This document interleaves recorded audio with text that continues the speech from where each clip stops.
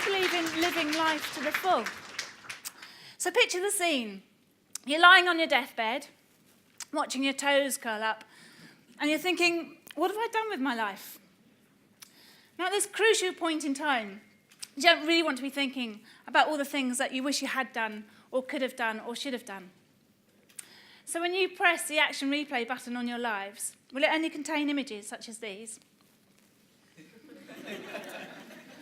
Notice it's the women doing all the work.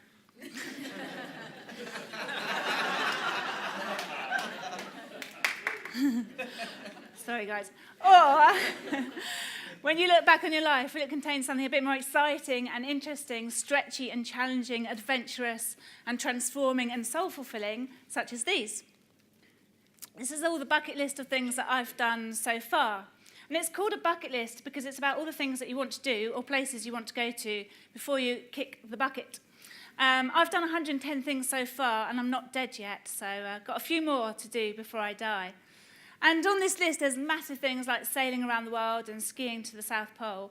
But there's also nicer, more enjoyable, more relaxing, more sort of everyday bucket list things, such as, for instance, scuba diving on the Great Barrier Reef, snogging a dolphin, swimming with dolphins, obviously, and getting to meet the real Father Christmas in Lapland, which was one of my favourites. And this is a list of the current list of all the things that I want to do. And there's some big stuff there, and there's some small stuff, and there's some illegal stuff. But it's stuff that I want to do.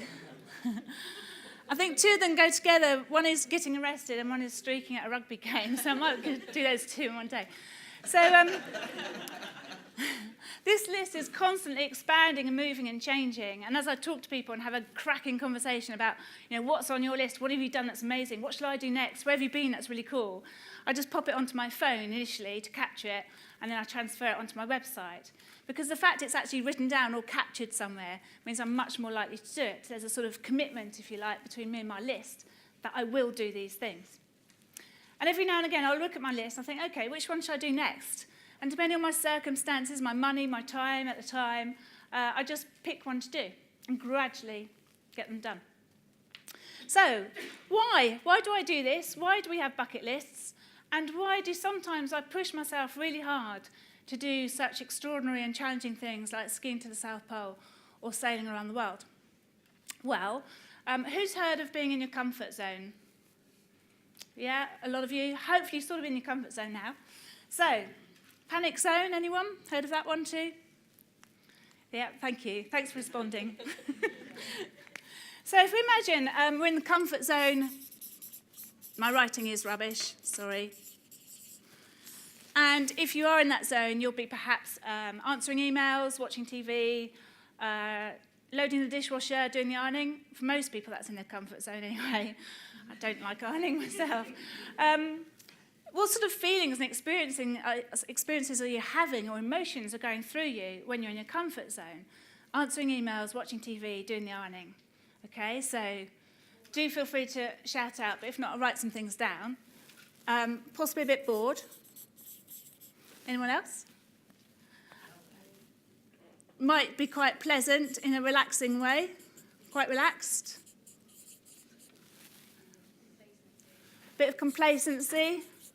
Maybe stuck in a rut. Lethargic, thank you very much. And what's going on in here? Nothing, or distracting yourself with other more exciting and more exotic thoughts. So nothing in the head, much, maybe. And your body is probably quite flat or relaxed or unenergized. So I'll put unenergized for that. Unenergized. So that's sort of comfort zone, sort of feelings and emotions that are going on. But then if you go to the other extreme end of the scale and go into your proper panic zone, I don't mean just a rush of adrenaline, I mean like really nasty panic. So for some people that might be jumping out of a plane if you're scared of heights, or doing a speech in front of 1,000 people, or imagine a loved one was due home at 11 p.m. and it's now 7 a.m. and they haven't been in touch, so proper nasty, don't like this place, panic zone. What sorts of feelings and emotions are going on now? Anxiety, thank you. Fear.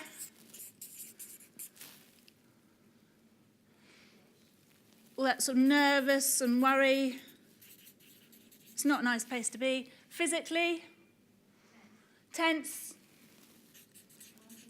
can't eat, can't sleep, shaking, sick maybe. And up here?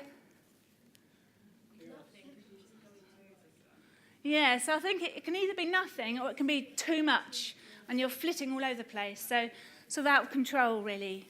So in the head is either nothing or just flitting all over the place and not really focusing or concentrating. So that's not a nice place to be. But what I want to talk about more is the place in between these two, which I call the stretch zone.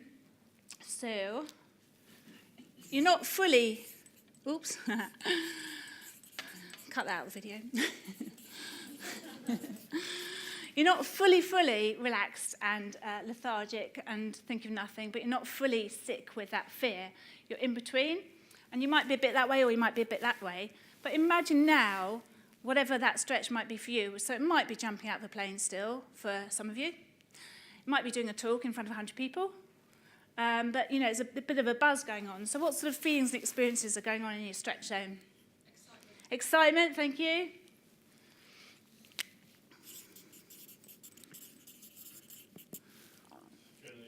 Adrenaline and a buzz, whatever you want to call that. Possibly a bit of worry, fear still going on, but less sick-making and more exciting worry, fear. So I must admit, there might be a bit of worry. And in here, a sense of achievement definitely afterwards, and pride, hopefully, and really focused. Your mind is really much sharper and mentally alert and focused than in either of these two places. Physically, just sort of on it, on the edge. On it. Should we put on it? So for me, it's about doing a bit more of this because that's the exciting place to be. That's where you're really excited, motivated, inspired, have that real sense of thrill and achievement and buzz and a bit of adrenaline, and that's where you learn and grow and develop and take on board new experiences and new learnings and you stretch. So that's why it's the stretchy bit. This is fine and relaxing and comfortable, and this you don't really want to go into too much. So for me, living life to the full is about packing a life with amazing experiences, but also putting yourself into the stretch zone a bit more than perhaps you would normal otherwise. So if we take one of my experiences, the Global Challenge Around the World Yacht Race, that was definitely a stretch for me, a bit of panic now and again, I must admit. Who here's been sailing? Quite a few of you. Okay, so picture a lovely, lovely sunny day, blue sky, nice wind filling your sails. You've got shorts and T-shirts on, gin and tonic in your hand.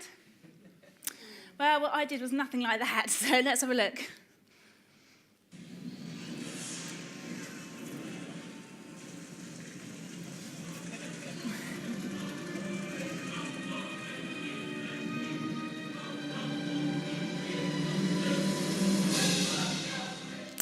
So yes, that was my sort of sailing. So why would I put myself through that?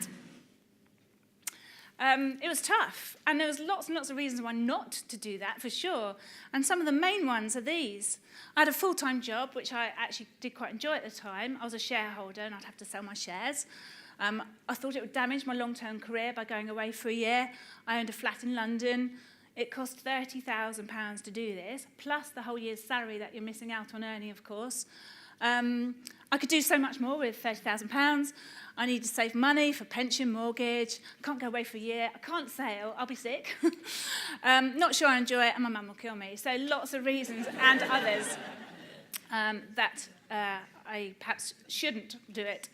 But you could call these excuses, because for every one of these, there's a counter to them, and generally, go for it, basically. But essentially, I did quit my job. There are more jobs.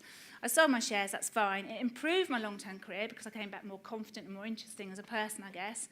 I rented my flat out, of course. I earn more now than I did before. It was money well spent because life's a living, right? I can go away for a year. I learned to sail. Yes, I was sick, so what? Didn't kill me. It was scary, actually, but it was an amazing, amazing year for me, and I'm still alive. She had words. So just talk about the South Pole expedition briefly, because that was a huge stretch for me, a huge stretch.